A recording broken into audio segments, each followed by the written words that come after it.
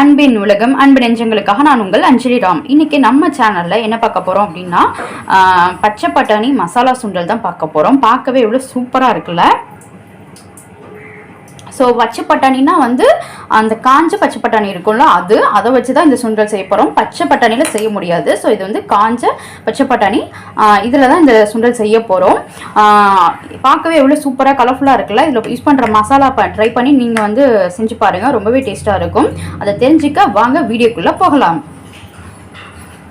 மசாலா பட்டாணி சுண்டல் செய்கிறதுக்கு இந்த மாதிரி வந்து பச்சை பட்டாணியை ஊற வச்சுருங்க. நான் காலையிலே ஊற வச்சுட்டேன். ஊற வச்சுட்டு உப்பு போட்டு வேக வச்சுக்கோங்க.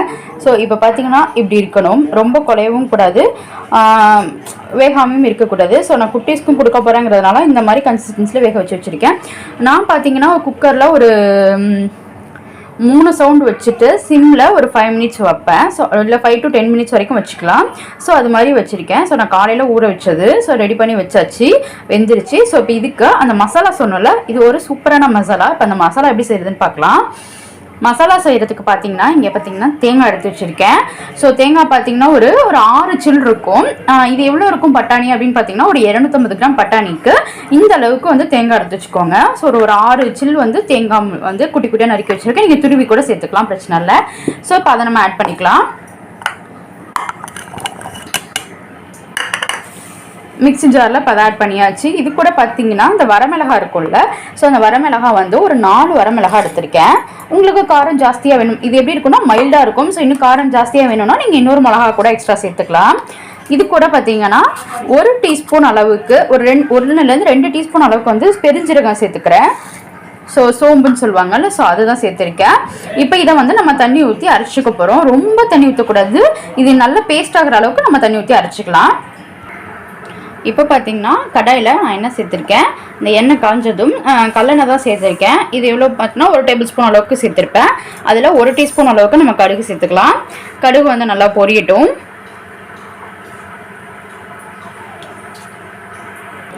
பேஸ்ட் பார்த்தீங்கன்னா இந்த மாதிரி தான் அரைச்சி வச்சுக்கணும். ஸோ ரொம்ப தண்ணியாகவும் இல்லாமல் ரொம்ப திக்காகவும் இல்லாமல் இந்த மாதிரி இருக்கணும். ஜாரில் இருக்கிறதுக்கு நான் கொஞ்சோண்டு தண்ணி ஊற்றி சேர்த்து வச்சுருக்கேன். ஸோ அதில் உள்ளதை வேஸ்ட் பண்ண வேணாம் அப்படிங்கிறதுனால. இப்போ பார்த்தீங்கன்னா கடுகு பொரிய ஆரம்பிச்சிருச்சு. இந்த ஸ்டேஜில் நான் வந்து பெருங்காயம் சேர்த்துக்கிறேன். கொஞ்சமாக வந்து பெருங்காயம் சேர்த்துக்கோங்க.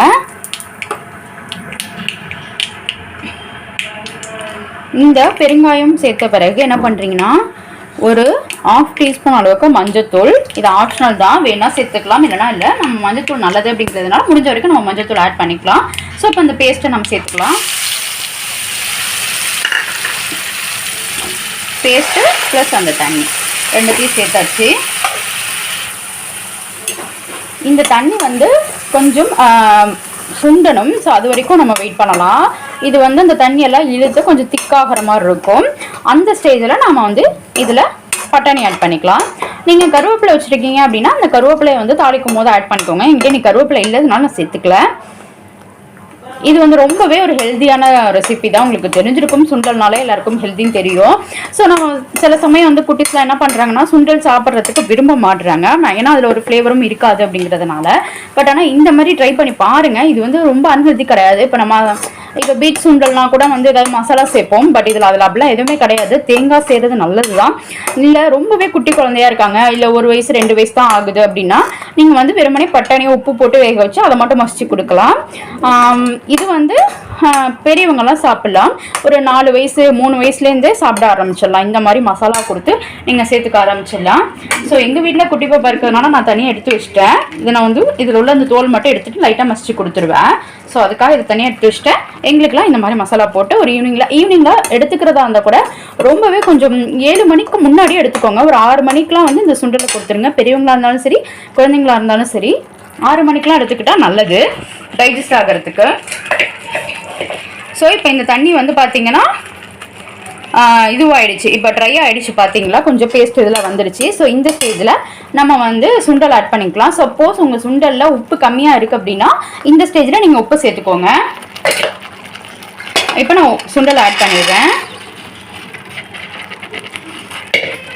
இதுக்கு வந்து கொஞ்சம் குழஞ்சி போச்சு அப்படின்னா கூட டேஸ்ட்டு சூப்பராக இருக்கும். சுண்டலுக்கு ரெடி பண்ணுறதும் ரொம்ப ஈஸி. காலையில் ஊற வைக்கிறது மட்டும்தான் வேலை. ஊற வைக்க போகிறோம், அவ்வளோதான். அது மட்டும் வேக போகுது. டக்குன்னு இந்த மாதிரி நம்ம தாளித்து கொடுத்துடலாம். ஸோ தேங்காய் மட்டும் ரெடியாக இருந்தால் போதும். செய்கிறதுக்கு ஒரு 5 மினிட்ஸ் கூட ஆகாது, டக்குன்னு ரெடி ஆகிடும். கெஸ்ட்லாம் வராங்க அப்படின்னு தெரிஞ்சால் கூட நீங்கள் பெருசாக ஆயில் ஐட்டம்லாம் சாப்பிட மாட்டாங்கன்னா நீங்கள் இந்த மாதிரி சுண்டலை இந்த மாதிரி மசாலா ரெடி பண்ணி கொடுத்தீங்கன்னா ரொம்பவே பிடிக்கும் உங்களுக்கு. டேஸ்ட்டும் சூப்பராக இருக்கும். பாருங்கள், பார்க்கவே இப்படியே கலர்ஃபுல்லாக இருக்குல்ல. அவ்வளோதான், சுண்டல் போட்டு ஒரு நிமிஷம் வந்து அது வதங்கட்டும், மிக்ஸ் ஆகட்டும். உங்கள் வீட்டில் குட்டீஸ் வந்து இந்த மல்லி அதெல்லாம் சாப்பிட மாட்டாங்க அப்படின்னா நீங்கள் சட்னி வச்சு கொடுக்கலாம். ஸோ அந்த மாதிரி சட்னி ரெசிபிஸ் சீக்கிரமாக நம்ம சேனலில் நான் போடுறேன்.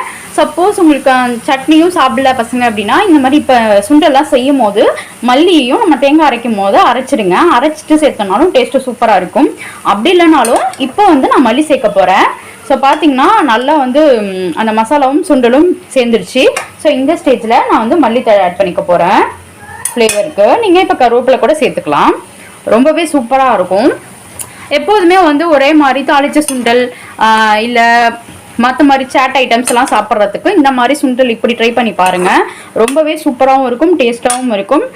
இப்போ நம்ம சுண்டல் ரெடி ஆகிடுச்சு. இதை நான் பவுலுக்கு மாற்றிக்கிறேன். அவ்வளோதான் ஃப்ரெண்ட்ஸ், ஆவி பறக்க பறக்க சுண்டல் வந்து ரெடி ஆகிடுச்சு. இதை நீங்கள் வந்து பச்சை பட்டாணியில் தான் செய்யணும்னு இல்லை, காஞ்ச பட்டாணியில் கூட ட்ரை பண்ணலாம். ரொம்பவே சூப்பரான ஒரு ரெசிபி, அதே போல் ஹெல்த்தியான ஸ்நாக்ஸும் கூட. ஸோ இதை ஈவினிங் டைமில் ட்ரை பண்ணி பாருங்கள். இதுதான் இன்றைக்கி எங்கள் வீட்டில் ஒரு ஈவினிங் ஸ்நாக்ஸு. ரொம்பவே டேஸ்டி அண்ட் ஹெல்த்தியும் கூட. ஸோ ட்ரை பண்ணி பாருங்கள். ட்ரை பண்ணி பார்த்துட்டு உங்களுக்கு பிடிச்சிருந்தா எங்கள் சேனலில் கமெண்ட் பண்ணுங்கள், மறக்காமல் லைக் பண்ணுங்கள், கூடவே சப்ஸ்கிரைப் பண்ணி அந்த பெல் ஐக்கானையும் ப்ரெஸ் பண்ணிவிடுங்க. ரொம்ப ரொம்ப பிடிச்சிருந்தா உங்கள் ஃப்ரெண்ட்ஸுக்கும் ஷேர் பண்ணுங்கள். இன்னொரு டேஸ்டியான ரெசிபியில் சந்திப்போம். Bye by.